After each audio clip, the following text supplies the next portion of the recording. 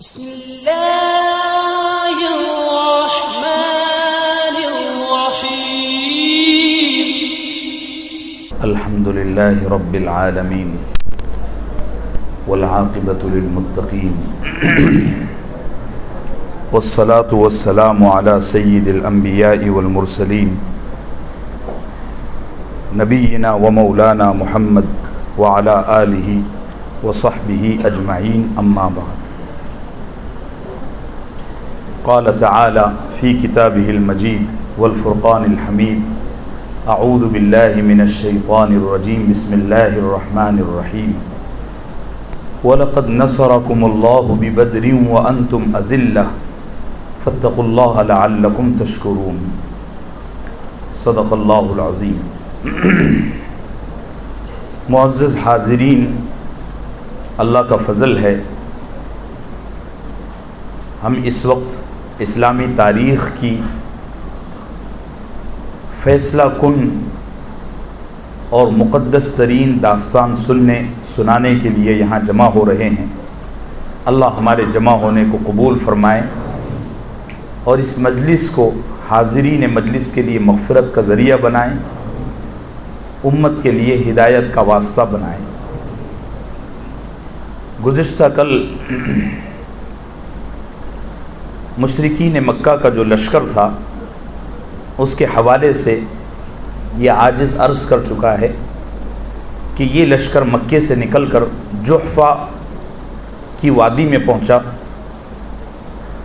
تو ابو سفیان کی طرف سے دوسری مرتبہ ان کو ایک میسج ملا کہ آپ سبھی حضرات واپس چلے جائیں، ہمارا قافلہ خیر عافیت سے خطرے سے باہر نکل چکا ہے۔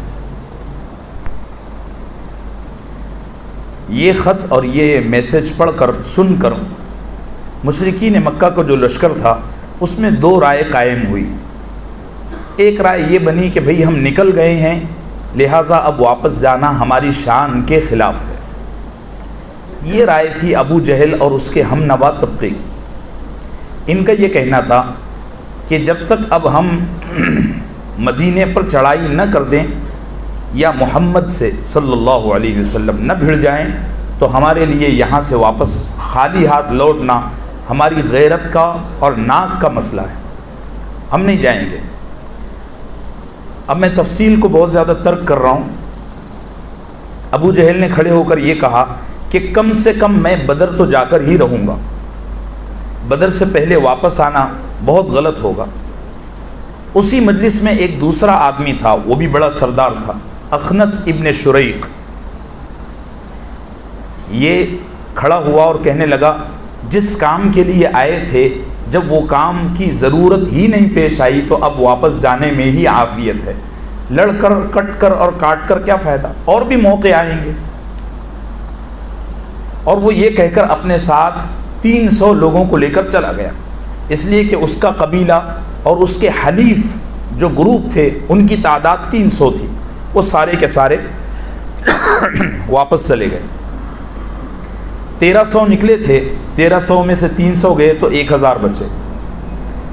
ابو جہل اور اس کا لشکر یہ سارے کے سارے بدر کے قریب آ کر بیٹھ گئے اور انہوں نے یہاں پڑاؤ ڈالا۔ روزانہ اونٹ ذبح ہوتے تھے، دعوتوں پر دعوتیں، ناچ گانا، شراب شباب سارا کچھ چلتا تھا۔ ادھر اللہ کے نبی صلی اللہ علیہ وسلم مدینہ منورہ سے نکلے، وہ بھی میں آپ کو بتا چکا ہوں۔ اللہ کے نبی چلتے چلتے چلتے چلتے وادی ظفران تک پہنچے، دال فا را الف نون ظفران۔ یہاں آپ پہنچے تو آپ کو سارا پتہ چل گیا کہ ابو جہل اور اس کے ساتھ بڑے بڑے سردار 1000 لوگوں کے ساتھ، نہیں تعداد نہیں پتہ چلی، بہت بڑی تعداد، اتنا علم تھا کہ تعداد بہت ہے، اتنے لوگ ہیں اور ابو جہل بھی ہے اور سرکشی میں یہ لوگ بہت زیادہ اونچی اڑان اڑ رہے ہیں۔ اللہ کے نبی کو سارا کچھ پتہ چل گیا تو اللہ کے نبی صلی اللہ علیہ وسلم نے وادی ظفران میں صحابہ کو جمع فرمایا اور مشورہ کیا۔ ٹھہر کر یہاں ایک بات عرض کروں گا، مشورے کی بڑی اہمیت ہے اسلام میں۔ حالانکہ اللہ کے نبی صاحب وحی ہیں اور اللہ ضرورت کے وقت اپنے حبیب پر مسلسل وحی کا پیغام جاری رکھتا ہے، لیکن اس کے باوجود صحابہ سے آپ ہر موڑ پر مشورہ فرماتے ہیں۔ اس سے یہ بھی پتہ چلتا ہے کہ بڑوں کو چاہیے کہ وہ چھوٹوں کو بھی اہمیت دیں۔ اللہ کے نبی کے سامنے صحابہ کی کوئی حیثیت نہیں، لیکن آپ دیکھیں کہ اپنے حبیب نے حبیب صلی اللہ علیہ وسلم نے ہر موقع پر اپنے صحابہ سے مشورہ کیا۔ یہ چیز سیرت میں بھری ہوئی ہے۔ بہرحال اللہ کے نبی نے صحابہ کو جمع فرمایا اور مشورہ کیا۔ مشورے سے پہلے ایک تقریر کی جس میں سچویشن کو رکھا۔ فرمایا دیکھو، مکے کا بڑا بھاری بھرکم لشکر نکل چکا ہے اور پوری ڈھٹائی کے ساتھ، تکبر کے ساتھ نکلا ہے، اور مجھے یہ پتہ چلا ہے کہ اب وہ قافلے کو بچانے کے لیے نہیں، صرف ہم سے لڑنے کے لیے آگے آ رہے ہیں۔ پہلے مقصد کیا تھا؟ قافلے کو بچانا۔ اب مقصد کیا ہو گیا؟ لڑنا۔ تو اللہ کے نبی صلی اللہ علیہ وسلم نے فرمایا یہ انتہائی تکبر کی چال پر اتر گئے ہیں، اگر ہم ان سے ٹکراؤ نہیں کرتے ہیں تو دو باتیں ہوں گی۔ ایک تو یہ کہ یہ بدر سے واپس چلے جائیں، ایسا ہو نہیں سکتا۔ اگر بدر میں ان کے خلاف جوابی کارروائی نہیں ہوئی تو یہ اٹھ کر مدینے تک آئیں گے، یہ بات طے ہے۔ اور اگر مدینے تک نہیں بھی آئے تو بھی ہمارے لیے، ہماری شرافت کے لیے اور ہماری حقانیت کے لیے یہ ایک بڑا چیلنج ہوگا۔ ایک اور بات اللہ کے نبی نے فرمائی کہ اگر اس لشکر سے ٹکراؤ کے بغیر ہم واپس مدینہ چلے جاتے ہیں تو مدینے کے وہ مشرکین، وہ یہودی جو اندر سے ہمارے مخالف ہیں، وہ بھی سر اونچا کرنے لگ جائیں گے، وہ بھی ہم کو تانا دیں گے کہ گئے تھے بڑے آب و تاب سے اور جب سامنا ہوا تو پیٹھ دکھا کر واپس آ گئے۔ ایک بات اللہ کے نبی نے یہ بھی فرمائی، یہ بھی فرمایا کہ ہو سکتا ہے اس واپسی کے نتیجے میں سارا عرب اٹھ کر کھڑا ہو جائے اور ہمارے خلاف کھلے عام ظلم پر اتر جائے، پھر ہماری حالت مدینے میں ویسی ہی ہو جائے گی جیسے پہلے مکے میں تھی۔ اللہ کے نبی نے تقریر فرمائی اور خاموش ہو گئے، سر نیچے ڈال دیا۔ حضرت سیدنا ابو بکر صدیق قریب ہی بیٹھے تھے، اٹھ کر کھڑے ہوئے اور فرمایا یا رسول اللہ، میں آپ پر اور آپ کے دین پر اپنا جان مال، اپنے ماں باپ اور اپنی ذات سب کچھ قربان کرنے کو تیار ہوں، اور آپ جس طرف حکم فرمائیں گے ادھر نکلنے کو تیار ہوں۔ اللہ کے نبی نے فرمایا جزاک اللہ۔ ابو بکر صدیق رضی اللہ عنہ بیٹھ گئے، عمر ابن خطاب بیٹھے تھے، وہ اٹھ کر کھڑے ہوئے، فرمایا یا رسول اللہ، میرے ماں باپ آپ پر قربان، آپ جس طرف نکلنے کا اور جس کام کے لیے نکلنے کا حکم دیں گے ہم تیار ہیں۔ اللہ کے نبی نے فرمایا جزاک اللہ، بیٹھ گئے۔ آپ کو پتہ ہے یہ دونوں صحابی ابو بکر صدیق اور عمر ابن خطاب رضی اللہ عنہما، یہ دونوں مہاجر ہیں، ٹھیک ہے۔ اس کے بعد تیسرے صحابی حضرت سیدنا مقداد رضی اللہ عنہ کھڑے ہوئے اور انہوں نے بڑی زوردار تقریر کی۔ فرمایا یا رسول اللہ صلی اللہ علیہ وسلم، کیا آپ نے ہم کو بنی اسرائیل سمجھ رکھا ہے کہ جنہوں نے اپنے نبی موسیٰ سے یہ کہا تھا کہ موسیٰ تو اور تیرا رب لڑ، ہم نہیں تیرے لیے لڑنے والے۔ امام بخاری نے اس کو نقل کیا ہے، بڑی زوردار تقریر ہے۔ اس تقریر کی فضیلت یہ ہے کہ حضرت عبداللہ ابن مسعود فرمایا کرتے تھے مقداد میری ساری زندگی کی نیکیاں لے لو، اس تقریر کا ثواب دے دو۔ پھر حضرت مقداد ابن اسود فرمانے لگے یا رسول اللہ، ہم اگر آپ پر سامنے سے حملہ ہو تو ہم اپنے سر آپ کے سامنے سے کٹا دیں گے، پیچھے سے حملہ ہو تو ہم آپ کے پیچھے سے لڑیں گے، بازو سے ہو، دائیں سے ہو، بائیں سے ہو، اوپر سے ہو، جس طرف سے آپ پر حملہ ہوگا ہم اس طرف سے آپ کے لیے لڑنے کو تیار ہیں۔ اللہ کے نبی بڑے خوش ہوئے اور بہت دعا دی۔ حضرت مقداد ابن اسود بیٹھ گئے۔ یہ تینوں حضرات ابو بکر صدیق، عمر ابن خطاب اور مقداد ابن اسود رضی اللہ عنہ، یہ تینوں حضرات مہاجر تھے، اور میں آپ کو بتا چکا ہوں کہ لشکر میں میجورٹی کس کی تھی؟ بولو بولو، انصار کی۔ مہاجر تو صرف 86 تھے نا، یا 82 یا 83۔ باقی 313 میں میجورٹی انصار کی تھی۔ تو اللہ کے نبی صلی اللہ علیہ وسلم نے مہاجر صحابہ کی تائید پر اکتفا نہیں کیا، ورنہ آپ فرماتے کہ 3 لوگوں نے اپنی رائے رکھ دی ہے، مشورہ ختم ہو گیا، چلو۔ اللہ کے نبی نے پھر نیچے سر ڈالا، فرمایا لوگوں مجھے مشورہ دو، لوگوں مجھے مشورہ دو، لوگوں مجھے مشورہ دو۔ آپ بار بار ایسا کہہ رہے تھے۔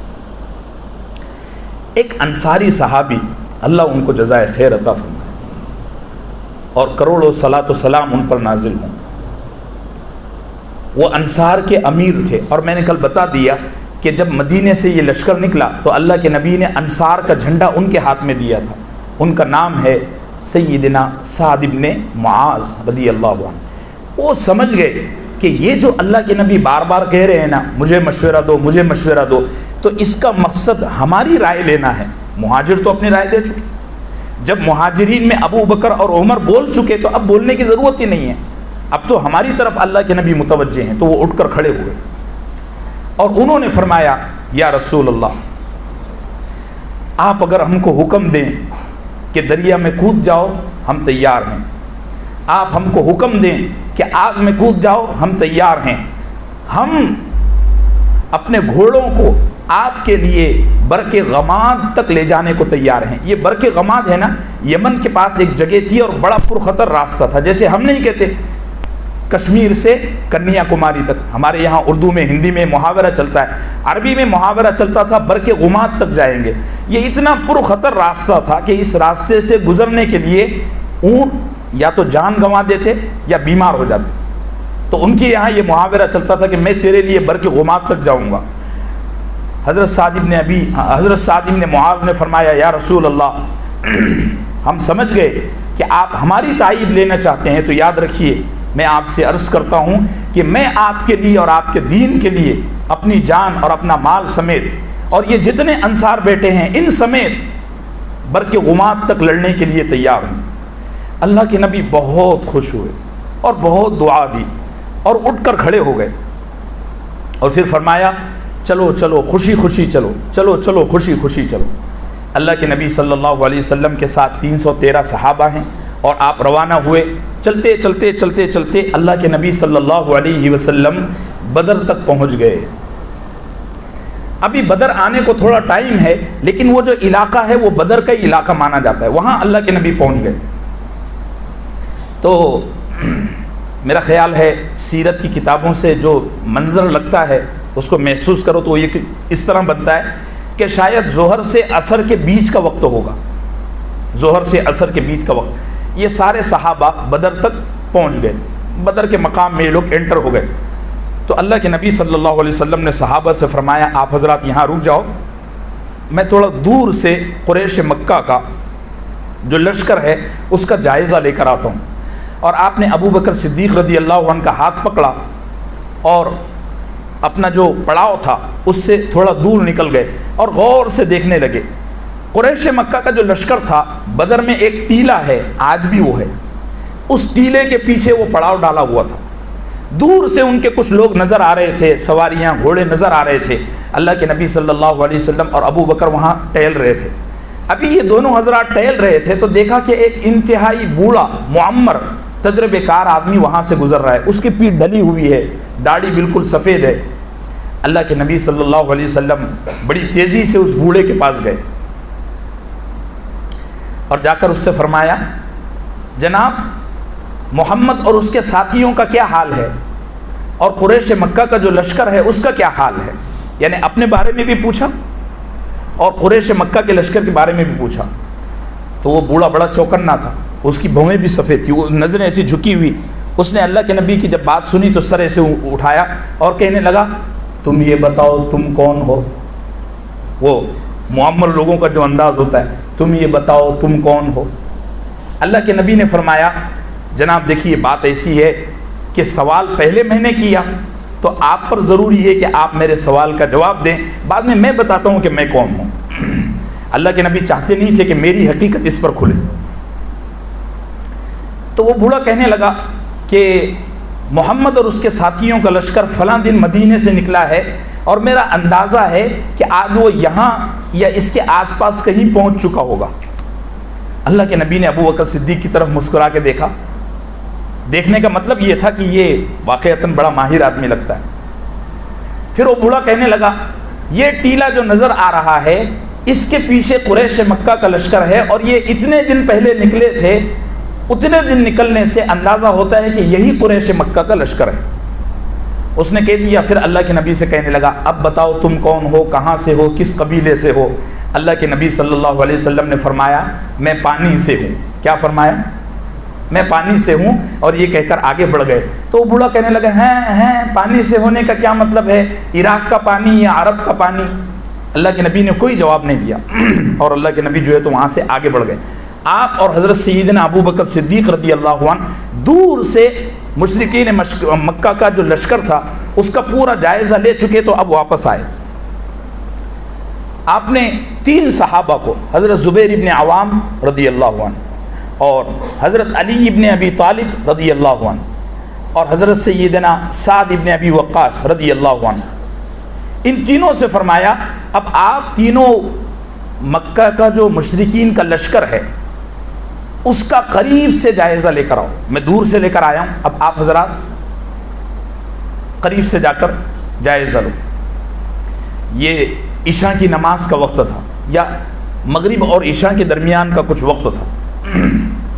رات اندھیری ہو گئی تھی. سعد ابن ابی وقاص, زبیر ابن عوام اور سیدنا علی ابن ابی طالب رضی اللہ عنہ یہ تینوں گئے اور ابھی یہ جائزہ لے ہی رہے تھے تو انہوں نے دیکھا کہ بدر کا جو کنواں ہے وہاں 2 آدمی اپنے مشکیزے میں پانی بھر رہے ہیں. تو یہ تینوں یہ سمجھے کہ یہ دونوں جو لوگ ہیں یہ دونوں کے دونوں ابو سفیان کے لشکر, ابو سفیان کے قافلے سے ہیں. ان تینوں حضرات نے ان کو گرفتار کیا, باندھا اور اللہ کے نبی کی خدمت میں لائے. جب لائے تو دیکھا تو اللہ کے نبی نماز پڑھ رہے تھے صلی اللہ علیہ وسلم. تو حضرت سعد ابن ابی وقاص رضی اللہ عنہ اس سے پوچھنے لگے بتاؤ کون ہو؟ تو وہ کہنے لگے ہم قریش مکہ کے ساتھ ہیں, یہ جو لشکر ہے ہم اس کی خدمت پر مامور ہیں اور ان کے لیے پانی لینے کے واسطے کنویں پر آئے تھے, آپ لوگوں نے ہم کو گرفتار کر لیا. تو حضرت سعد ابن ابی وقاص رضی اللہ عنہ کو غصہ آیا. ان کو یہ شک تھا کہ یہ قریش کے ساتھ نہیں ہے بلکہ ابو سفیان کے قافلے کے ساتھ ہیں. تو حضرت علی نے اور حضرت سعد ابن ابی وقاص نے اور زبیر ابن عوام نے اور بھی وہاں صحابہ تھے, انہوں نے ان دونوں کی پٹائی کی اور بہت مارا. تو وہ مار سے بچنے کے لیے انہوں نے پہلے جو بات کہی تھی اس کو چھوڑ دیا اور کہنے لگے ہاں ہم ابو سفیان کے قافلے کے لوگ ہیں. اللہ کے نبی نماز میں یہ سب سن رہے ہیں. آپ نماز سے فارغ ہوئے تو صحابہ سے کہنے لگے کیسی حرکت کرتے ہو؟ پہلے انہوں نے سچ کہا, اللہ کی قسم انہوں نے سچ کہا تو تم نے مانا نہیں اور ان کو مارتے گئے. جب انہوں نے جھوٹ کہا تو ان کو چھوڑ دیا. یہ بیچارے قریش مکہ کے ساتھ آئے ہوئے ہیں اور پانی کی خدمت پر مامور ہیں, ان کو چھوڑ دو. ان کو چھوڑنے سے پہلے اللہ کے نبی نے ان سے سوالات کیے. فرمایا کہ کتنے لوگ ہیں؟ وہ دونوں کہنے لگے کہ بہت ہیں. اللہ کے نبی نے فرمایا بہت مت بولو, تعداد بولو. 1500 ہیں, 1000 ہیں, 2000 ہیں. تو کہنے لگے تعداد کا ہم کو پتہ نہیں لیکن بہت ہیں. اللہ کے نبی صلی اللہ علیہ وسلم نے فرمایا یہ بتاؤ کہ روزانہ کھانے کے لیے کتنے اونٹ ذبح ہوتے ہیں؟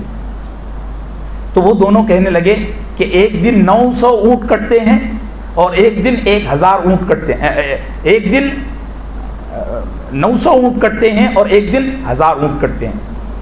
تو اللہ کے نبی نے اندازہ لگایا کہ مجھے ایسا لگتا ہے کہ یہ 900 سے 1000 کے بیچ کا قافلہ ہے, لشکر ہے. اور ان دونوں حضرات کو اللہ کے نبی صلی اللہ علیہ وسلم نے روانہ فرما دیا. اب آپ نے پورا جو پلان تھا بدر کے میدان میں کہاں اپنی جگہ بنائی جائے, کہاں ٹھہرا جائے اور کہاں انتظام کیا جائے, یہ اللہ کے نبی صلی اللہ علیہ وسلم نے صحابہ کے ساتھ بیٹھ کر جو ہے تو طے فرمایا. آپ ساتھ چل رہے ہیں اور عشاء کے بعد کا وقت ہے, عشاء کے بعد کا وقت ہے تو بے موسم بارش برسی. قرآن میں اس کا تذکرہ ہے. ابھی حالانکہ بارش کا موسم نہیں ہے, بارش برسی اور تمام صحابہ نے یہ منظر دیکھا کہ جہاں قریش مکہ کا لشکر ہے وہاں بارش اتنی تیز ہے کہ جس کا اندازہ ہی کوئی نہیں. اور جہاں صحابہ کا اور اللہ کے نبی کا لشکر ہے یہاں بارش اتنی دھیمی ہے کہ لذت لے رہے ہیں سارے صحابہ اور بھیگ گئے۔ قرآن نے اس بارش کے بارے میں کہا ہے کہ جب ہم نے صحابہ پر یہ بارش برسائی نا تو صحابہ کے دل میں جو خوف، جو وسوسہ، جو بے چینی کہ کل اتنی بڑی جنگ ہونے والی ہے، فیصلہ کن معاملہ ہونے والا ہے، ابو جہل سامنے ہے، عتبہ اور شیبہ عرب کے بڑے بڑے بہادر، امیہ ابن خلف، ابو البختری، ہشام، یہ سارے کے سارے بڑے بڑے بہادر تھے، اور ان میں کچھ ایسے تھے جو 100 جنگیں لڑ چکے تھے۔ تو صحابہ کے دل میں تو بے چینی تھی۔ ہم آج کل سفر کرتے ہیں نا تو رات بھر سو نہیں پاتے، کیا پتہ نہیں ٹی سی کیا بولے گا، ٹکٹ اگر کنفرم ہے تو نہیں ہے، تو یہ ہے تو وہ ہے۔ تو ایسا صحابہ کے دل میں نعوذ باللہ خوف تو نہیں تھا، لیکن بے چینی تھی کہ کل کیا ہوگا، کل کیا ہوگا۔ اللہ نے صحابہ پر یہ بارش برسائی تو قرآن کہتا ہے وَيُذْهِبَ عَنْكُمْ رِجْزَ الشَّيْطَانِ، اس بارش نے تمہارے دلوں کو مطمئن کر دیا، اور مشرکین کا جو خوف تھا، جو وہم تھا، جو وساوس تھے، اللہ نے وہ سارے تمہارے دلوں سے نکال دیے۔ جب یہ بارش ختم ہوئی نا تو صحابہ کو پھر نیند آئی، اور صحابہ ایسی میٹھی نیند رات بھر سوئے کہ صبح اٹھے تو سارے کے سارے حشاش بشاش۔ اللہ کے نبی نے سارے صحابہ کو آرام فرمانے دیا اور اپنے ساتھ کچھ لوگوں کو لے کر گئے۔ چلتے ہوئے اللہ کے نبی صلی اللہ علیہ وسلم بدر کے کنویں کے پاس پہنچے۔ بدر کا جو کنواں تھا اصل، اس کے پاس پہنچے۔ اس کنویں کی حالت یہ تھی کہ اس کو پانی بہت تھا، بہت پانی، ایسا کنواں ہے، اور اس کے چاروں طرف جو ہے نا پانی کے چشمے ابلتے تھے۔ آپ نے دیکھا ہوگا، اب تو وہ منظر ہی شاید کہیں کہیں ہو تو ہو، اب تو پانی نکالنے کے لیے 300 400 فٹ بور ویل کروانے پڑتے ہیں۔ پہلے پانی بہت زیادہ ہوا کرتا تھا نا، آبادی کم اور برکتیں زیادہ، تو وہ پانی زمین میں سے ابلتا تھا، بیچ میں کنواں، اور چاروں طرف تھوڑے تھوڑے فاصلے سے 7-8 جو ہے تو چشمے تھے۔ جیسے وہاں بدر کا کنواں ہے مسجد کے آخری حصے میں، تو یہاں ایک چشمہ تھا۔ اللہ کے نبی صلی اللہ علیہ وسلم نے صحابہ سے فرمایا جو ساتھ تھے کہ ہم یہاں کل آ کر قیام کریں گے، اور یہیں سے ہم اپنی جنگ کا آغاز کریں گے۔ تو ایک صحابی کہنے لگے یا رسول اللہ، یہ آپ کی رائے ہے یا اللہ کا حکم ہے؟ اللہ کے نبی نے فرمایا یہ میں جنگی حکمت عملی کے لیے اپنی رائے دے رہا ہوں۔ تو صحابی کہنے لگے اگر گستاخی معاف ہو تو میں ایک رائے دے سکتا ہوں، چونکہ میں نے جنگیں لڑی ہیں اور اس کے اعتبار سے میرے پاس کچھ تجربہ ہے، آپ اگر برداشت کریں اور گستاخی معاف فرمائیں تو میں اپنی رائے دوں۔ اللہ کے نبی نے فرمایا بالکل بالکل۔ وہ کہنے لگے یا رسول اللہ، یہاں اگر ہم پڑاؤ ڈالتے ہیں تو بدر کا کنواں اور اس کنویں کے آس پاس جتنے بھی چشمے ہیں ان سب پر مشرکین کا قبضہ ہو جائے گا، اور اگر ان کا قبضہ ہو گیا تو وہ ہمارے لیے پورا آس پاس کا پانی بند کر دیں گے۔ حکمت عملی اور بہترین پلان یہ ہے کہ ہم بدر کے کنویں کے آگے جا کر اپنا پڑاؤ ڈالیں، کنویں پر بھی قبضہ کر لیں اور چشموں کو اپنے کنٹرول میں لے لیں، اور وہاں ایک چھوٹا سا حوض بنا لیں، اس میں پانی بھر دیں تاکہ وہ حوض کا پانی بھی ہمارے لیے ہو، کنواں بھی، اور وہاں جو ہے تو چشمے بھی۔ اللہ کے نبی نے فرمایا بہترین رائے ہے۔ آپ نے کچھ صحابہ کو جمع فرمایا، ان صحابہ نے بدر کے کنویں کے اس پار دوسری طرف ایک حوض جیسا ایک گڈھا کھودا، اس میں جو ہے تو چشمے کا پانی جوڑ دیا، وہ پورا بھر گیا۔ تو اللہ کے نبی صلی اللہ علیہ وسلم نے اسی رات کے آخر پہر میں تمام صحابہ کو اس حوض کے آگے لا کر جمع فرما دیا۔ انشاءاللہ اگلی بات اب کل۔ وصلی اللہ وسلم علی نبینا۔